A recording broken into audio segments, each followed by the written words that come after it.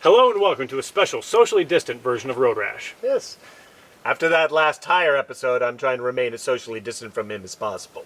Well, you lucked out this time. I had to do all the work by myself. Oh, well, you didn't have a bunch of other people doing the work for you, so you probably messed it up. What did you ruin this time? It went brilliantly, and I'm going to show you that momentarily.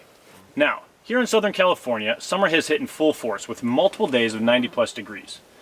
But if you go up into the mountains or you go somewhere where there's actual weather, you might find that the warm weather gear that you started the ride with just doesn't cut it with sudden temperature drops. Yeah, and if you have a fancy adventuring bike, you're probably fine. You just flip on your heated grips, raise your windshield, and your bike becomes a bastion against the cold and the rain.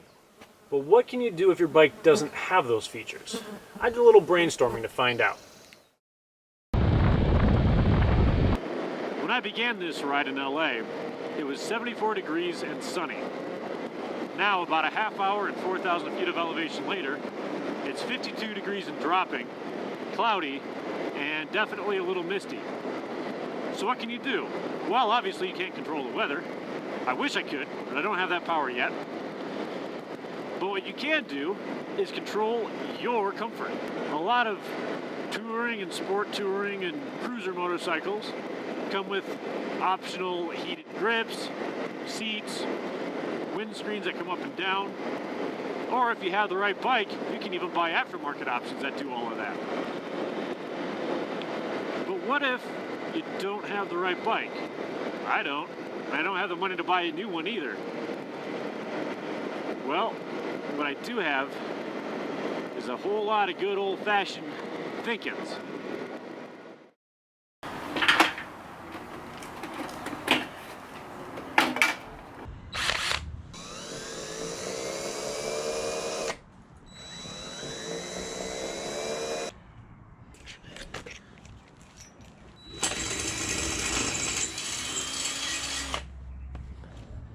About like that.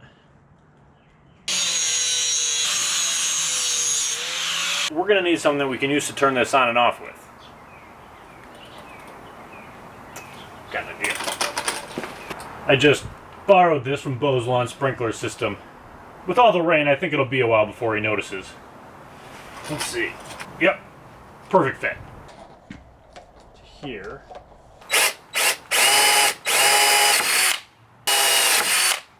Don't worry, it's for the greater cause. This was not the best upholstery you got to begin with. Yeah, I hate to think what these stains are caused from.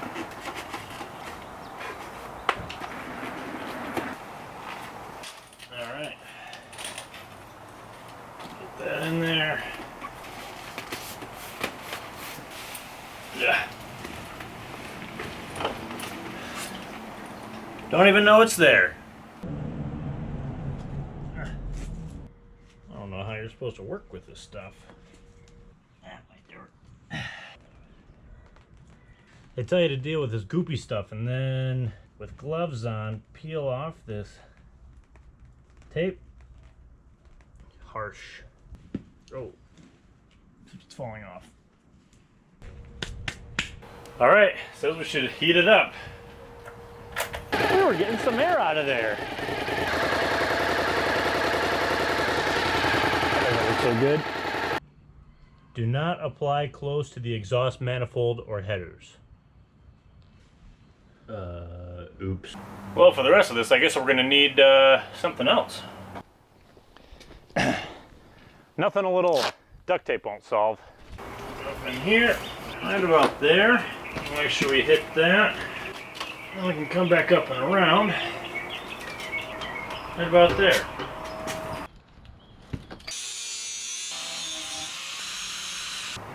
Seems about right. This could only end well.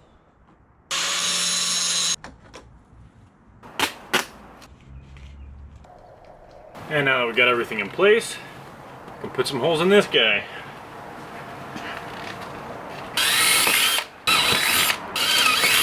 Remember, watch out for those sharp bits near your valuable bits. Oh. A little bit of exhaust tape not only looks good, but helps keep the heat in. Oops. Go. God. How did this even... Oh, God. Yay. Some people do this to their bikes for fun? I think that looks pretty good, actually. The black wrap really complements the low swept handlebars.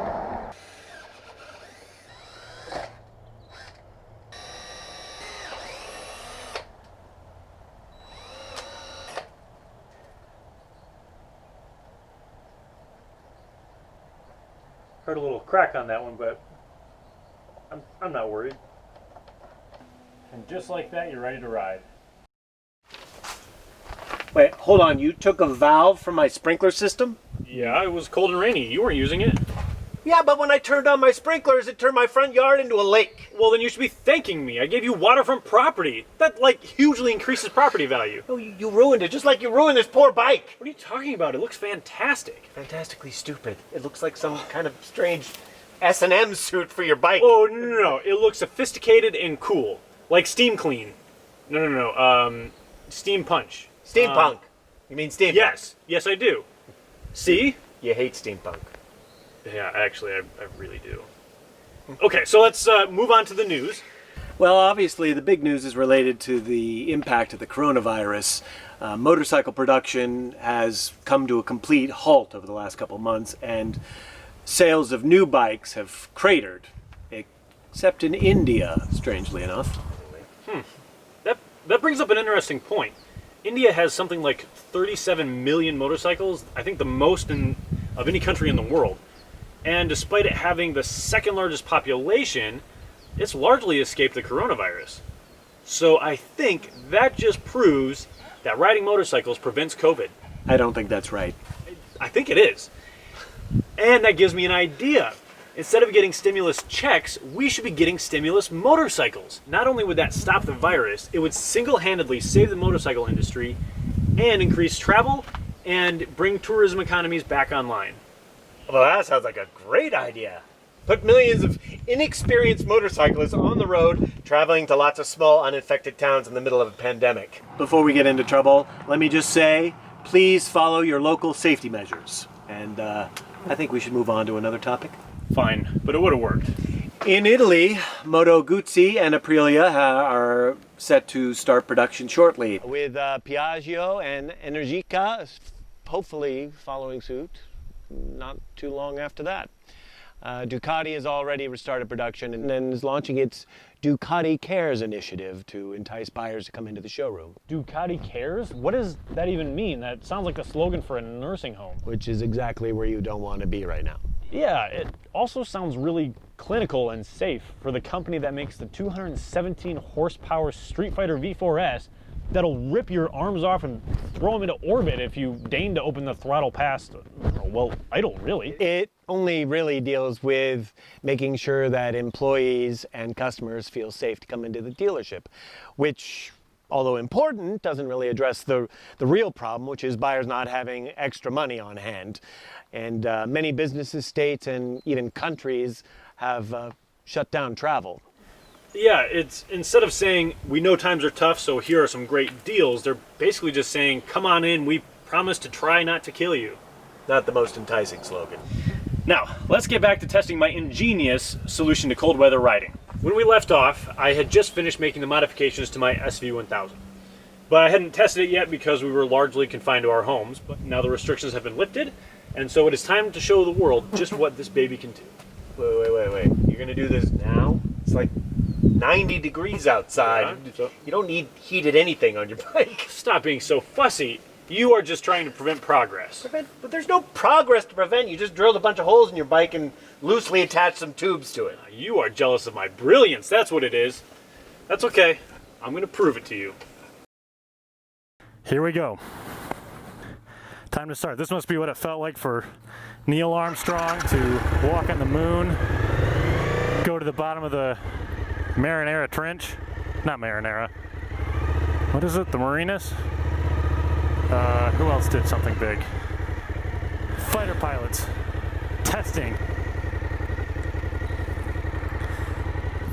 Let me walk you through my remarkable design. The one thing that all internal combustion engines do have excess amounts of is heat.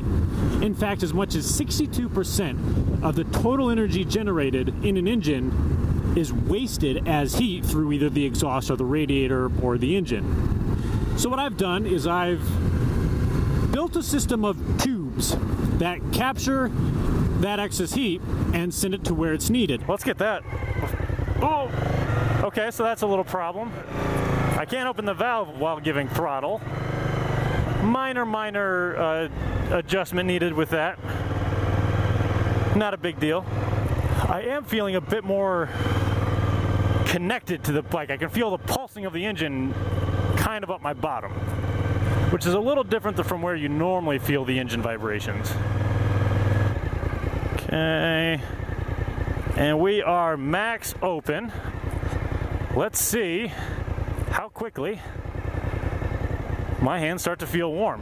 I mean, they're already a little warm because it is 90 plus degrees out right now, but I should feel a little bit of radiating heat and energy. Yeah, getting some smoke down there now. Can still pull a Yui. Oh, God. Ugh. Not a problem.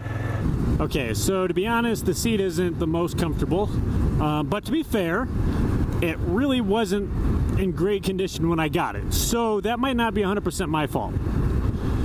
But I can feel the tube on my right butt cheek. Oh, okay, that's... Well, see, that just lets me get the heat to my hand more efficiently that way.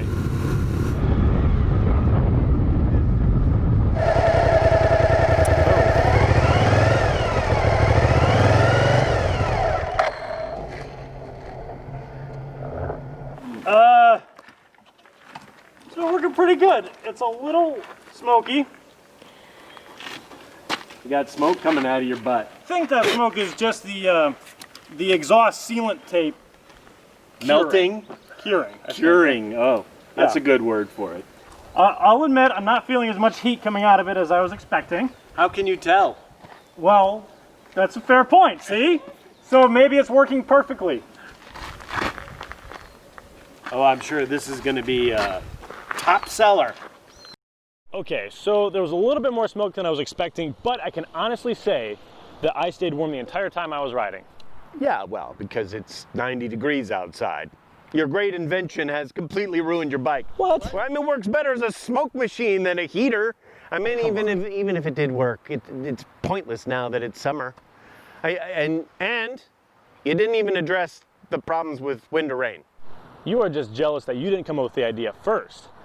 And besides, this is just a prototype, a proof of concept. I'll have all the kinks worked out by the next time. Yes, I think you have proven that you are a moron. You won't be laughing once I've achieved butt warming perfection. Wow, there's just too much to unpack there. I think you better wrap it up before this derails any further. Okay, yes. Thank you so much for watching. Keep the rubber side down. Road rash.